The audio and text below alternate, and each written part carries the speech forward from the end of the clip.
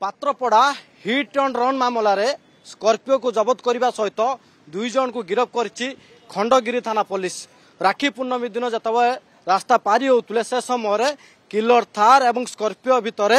sports mode रे गाड़ी चलाउले जिते माँ झील रास्ता पारी होते से समय किलर थार बाड़े ता साइड रे थिला स्कॉर्पियो अर्थात उभय भितर टकरा टकरी चलता किए केते स्पीड रे जाई परिबो एवं ए घटना पर जतबे चिकित्साधीन अवस्था माँ झील मृत्यु घटी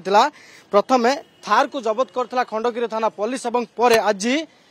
किलर स्कॉर्पियो को जबत करिछि खंडगिरी थाना पुलिस एवं वर्तमान जे रही दुई जन अर्थात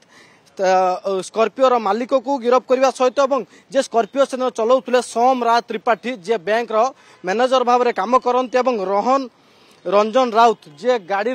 मालिक उभय दुर्घटना घटाइबा पर दिल्ली रे जाइए लुचि एवं खबर पाई पुलिस गिरफ्त करते स्कॉर्पियो दृश्य आपन टिके भल कि नजर पकांतु यह हूँ सही killer Scorpio black colour Scorpio गाड़ी आग नंबर प्लेट नहीं कहीं दुर्घटना घटाइला पर सीसीटीवी को चकमा दवाई पूरा प्लान प्रस्तुत करते सहम एवं ब्लैक फ्लेम कथा आपको देखिए जहाँ बेआईन कौन गाड़ी काचरे ब्लैक फ्लेम लगा जाई पारिबो नाही किंतु एमाने बेआईन भाव में गाड़ी रे ब्लैक फ्लेम लगे भितर किए किए बसी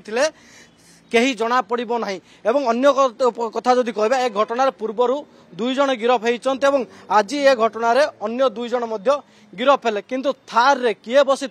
थार मालिक किए थार मालिक एवं कौटी ताकू नहीं के प्रश्न जे थार मालिक गला कुआडे किलर थार पूर्वर जबत होता किलर स्कॉर्पियो जबत ए घटनार गाड़ी मालिक सहित जे चालक सोम को गिरफ्त कर खंडगिरी थाना पुलिस